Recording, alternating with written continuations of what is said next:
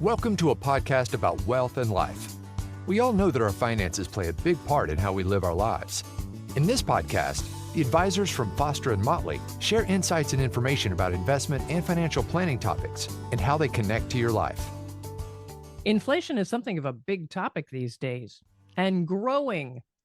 All right, that was supposed to be kind of a tiny joke there, but inflation really isn't funny when your grocery bill seems higher every week and you're buying the same things.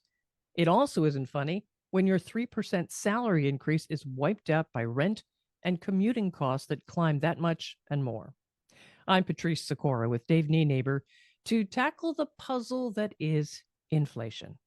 But first, Dave, let's define it. How do you talk about inflation? How do you explain it?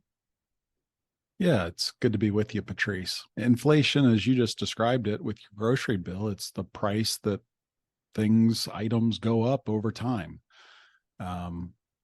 There's a lot of different ways you can calculate it, and you could have a podcast episode or many episodes just into how it's calculated and what goods go into it and seasonally adjusting the numbers. And there's plenty of nuances, but for the purpose of our discussion today, just think of it as a basket of goods that all of us typically use: housing costs, putting gas in our car, going to the grocery store, getting a haircut. And so when you factor in all of those things and the cost increase over a year, you end up with an inflation number. And for the past 40 years, that number's been pretty low. There's been some years where it's been almost zero. So certainly over the last 2 years, we're seeing a pattern that has been a long time since we've experienced it. And inflation has been, 8.7% or something like that in late 2022, and kind of moderated down to 6%. And we hear a lot about the Fed fighting inflation to continue to get that lower, because to your point, there's negative ramifications of that. And so that's why the Fed is fighting inflation, and it's something that hurts everyone. Within those buckets of items that go into inflation, some have gone up even more. The grocery store, that's something we've all experienced. Oh, yeah. And within the grocery store, even you go to buy eggs and they're up 50% year over year. So it's certainly something on all consumers' radar, and makes for a timely topic for discussion today. And yet, in the notes here, there's a very interesting point. Inflation doesn't hit all of us across the board. Talk about the fact that haircuts are something that not all of us need. Yeah, I'm taking a stab at my brother there. He's bald. He doesn't require haircuts. So if that's up 12%, that's a budget savings for him that he's not experiencing, but most of us are. But more seriously, you think about housing expense. The experience with inflation can be very different if you own a home versus rent a home.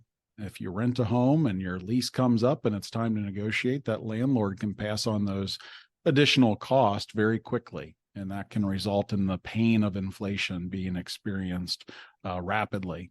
Whereas if you're a homeowner and you took the time in 2020 and early 2021 to lock in a 3% mortgage rate, you're simply not experiencing housing inflation like those that rent. So I think that's an important example. And of course, those that are working experience it differently than those that are retired. Historically, working folks like you and me expect an annual increase to keep up with inflation.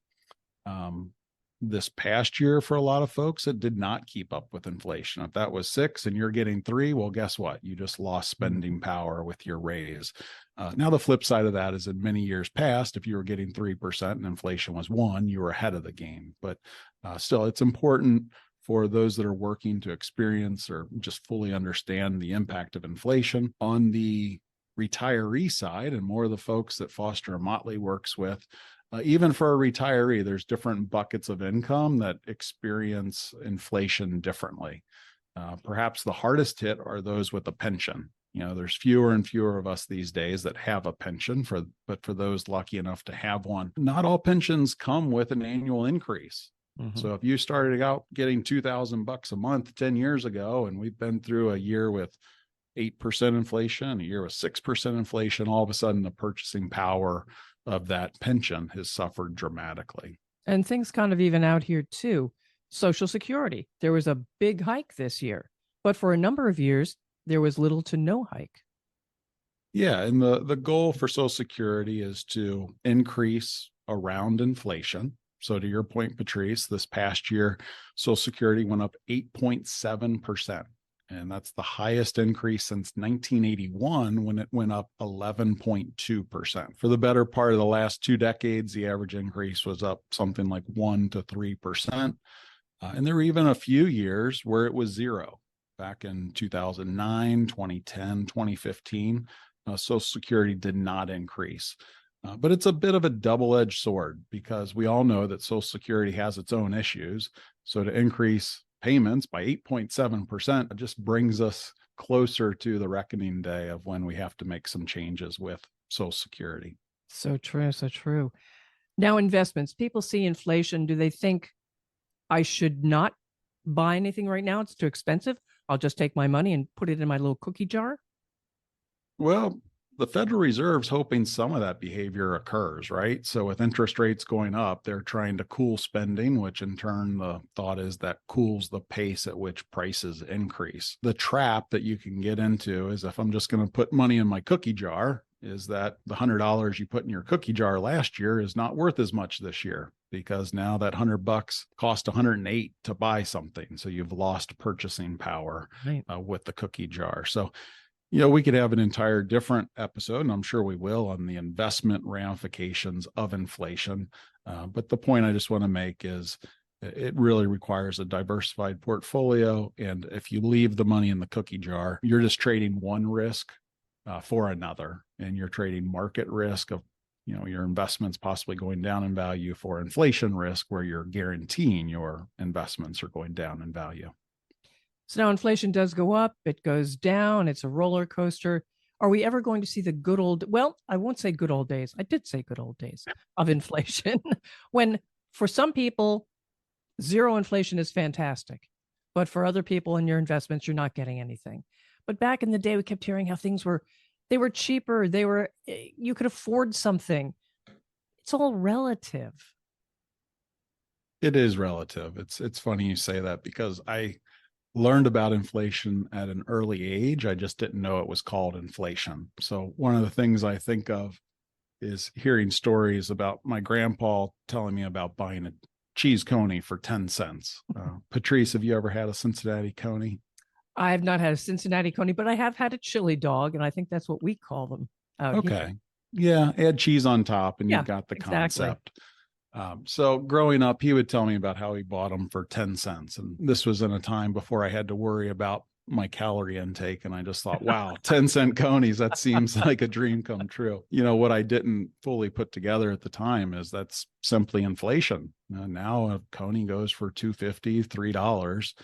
And if you take 4% inflation and you go over the 80 years ago that he was experiencing 10-cent conies, you come up with a coney that costs $2.30 today. So, he also didn't tell me that he was earning 50 cents an hour and all the other details that went into that cost of a coney. In addition to what we pay for items, in that example, a cheese coney, it also impacts savings rates. And I think of another story that my grandparents would often tell me. And frankly, this one seems to be coming up the more and more as we had ultra low interest rates. And my grandma would say, there used to be a day I could get a 14% CD. Whoa. Yes, I do remember that. I do. She's from what I like to think of as the certificate of deposit generation, where that is their preferred investment. And similar to the coney, I thought, wow, that must have been the glory days. Take a bank insured deposit and get 14%. Life is good. But I think similar to the cheese coney, there's kind of the rest of the story. And the rest of the story was that inflation was at 16%. So you take the 14 you were earning minus the 16, and you're still down 2% after you factor in inflation. And certainly the people that were taking out a mortgage in the early 80s would like to have a word with my grandmother, as they were also paying 16, 17+% on their mortgage. My first mortgage, more than 14%. Yeah. It's funny because right now we're seeing 6.5% on a 30-year, and that's supposed to cool off the economy. And people are looking at it like, oh, that's so bad, and not even remotely close to what you experienced. No, I'm grateful now for having, as you say, refinanced and whatnot, and over the years. So it's what I've got a 3.375 now, I think. To me, I'm ecstatic about that. And people say, oh, you couldn't gotten better. Well, no, maybe not. Yeah, that's amazing. When inflation's going up 6 and 8%, your mortgage is getting cheaper each year that happens. Yeah, absolutely. What about employment? How does this hit employment? Well, it's the Fed's job right now. What they're trying to do is drive more unemployment to just slow down demand. So part of the increase in interest rates, their hope is it cools down the economy and ultimately results in cooling down inflation. These market cycles, part of them line up with what you read in your econ textbook back in college, and part are real head scratchers. And where we're at right now, the employment picture is a head scratcher, frankly. It's very strong. Companies continue to hire and to retain employees. So really, to fix inflation, most economists would say you're first going to have to see cracks in employment. And unfortunately, that means more people losing their job. But up to this point, the employment picture has been pretty strong. So what can we do? What can we do in this situation where inflation has picked up considerably? Well, yes, it is considerably from what it had been. And what about our investments? What about our saving? What about our spending? What can we do, Dave? Yeah, it's like all things. It's important to really focus on what we can control. And so I think of, first framing the rate of return that you're expecting on your investments and focusing on what we call the real rate of return. So what you earn minus inflation is your real rate of return. So in that example earlier where inflation was 16% and grandma was getting 14%, she was still losing money. So part of it is coming up with an asset allocation that over time is going to outpace inflation. So that's not just the cookie jar technique. That's not just certificates of deposit, but that includes high quality stocks, real estate, some bonds, and just an overall investment allocation that's proper for your scenario. As you say, it's an allocation too. You've really got to look across asset classes. Yeah, and each is going to behave differently to inflation. For bonds, it can be quite detrimental. We've seen that most recently with SVB and some of the banking crisis. That quick increase in bonds caused some issues with the bank's balance sheets and unfortunately caused some to go under. For those that don't need to sell their bonds and can hold them to maturity, they're in a better position to weather that storm of an increasing interest rate environment and be able to purchase new bonds when those mature. So on the bond side at Foster & Motley, we've been very diligent on understanding and communicating with our clients how long we're lending out their bonds so that as interest rates go up, they have bonds maturing that they can sweep back into higher interest rate bonds. All right, Dave, let's end on an upbeat note here. Give me something positive.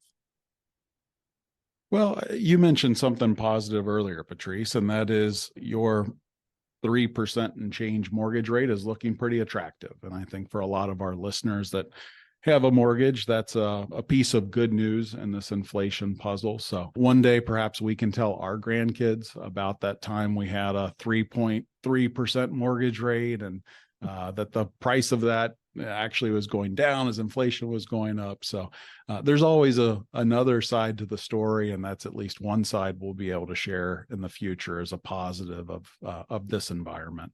All right. Well, Dave, how can people reach you at Foster & Motley? Sure, Patrice. The best way to get in touch with us is at our website at fosterandmotley.com. All of our contact info, phone number, and a fillable form are all there to get a hold of us. All right. And if you have found this information useful, please subscribe or follow the podcast. Don't forget to share with others and be in touch with us. Let us know what you would like to hear about. Thanks for being with us. Thank you for listening to Foster & Motley, a podcast about wealth and life. Click the subscribe button below to be notified when new episodes become available. The information discussed and posted represents the views and opinions of the guest and does not necessarily represent the views or opinions of Foster & Motley. The content has been made available for informational and educational purposes only. The content is not intended to be a substitute for professional financial advice. Keep in mind that rules and regulations are subject to change.